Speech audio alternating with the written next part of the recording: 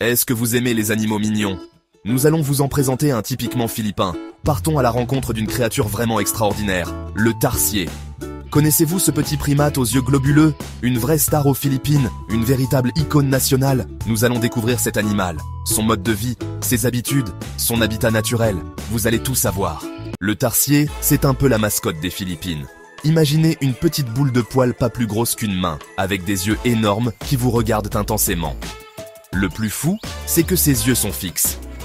Pour regarder autour de lui, il fait pivoter sa tête à 180 degrés.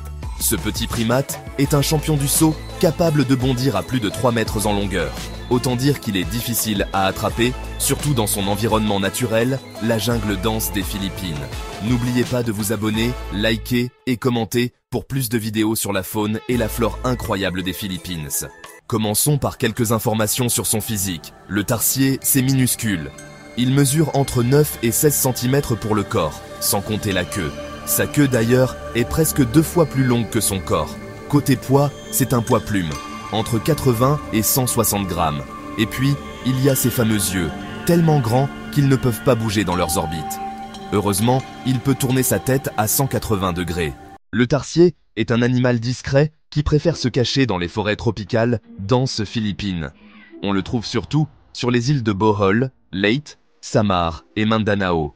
Ses doigts sont équipés de coussinets qui lui permettent de s'accrocher aux branches les plus lisses. Et ses grands yeux lui offrent une vision nocturne exceptionnelle, parfaite pour chasser dans l'obscurité. Ne vous fiez pas à son apparence mignonne, le tarsier est un carnivore redoutable. Au menu, insectes, lézards, petits oiseaux. En gros, tout ce qui bouge et qui est à sa portée. Il repère sa proie de loin grâce à ses grands yeux, puis il saute dessus avec une vitesse et une précision impressionnantes. Le tarsier est un solitaire. Il vit seul ou en couple, et il n'apprécie pas trop partager son territoire. La femelle tarsier donne naissance à un seul petit par portée après une gestation d'environ 6 mois. Le bébé tarsier reste accroché au ventre de sa mère pendant ses premières semaines. Avec une forte baisse de sa population, le tarsier est maintenant une espèce protégée aux Philippines.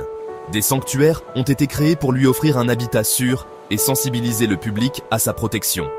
Dans ces sanctuaires, des règles strictes sont appliquées pour le bien-être des tarsiers. Interdiction de les toucher, de faire du bruit, ainsi que d'utiliser le flash des appareils photo. Le tarsier, c'est bien plus qu'un animal mignon. En régulant les populations d'insectes, il contribue à l'équilibre de la nature. Malheureusement, le tarsier est aujourd'hui menacé par la déforestation, le braconnage et le tourisme de masse.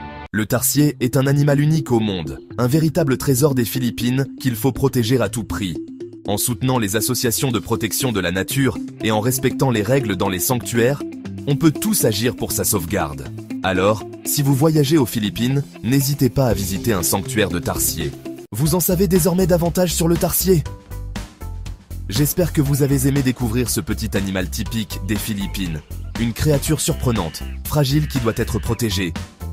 N'oubliez pas de vous abonner, liker et commenter pour plus de vidéos sur la faune et la flore incroyable des Philippines.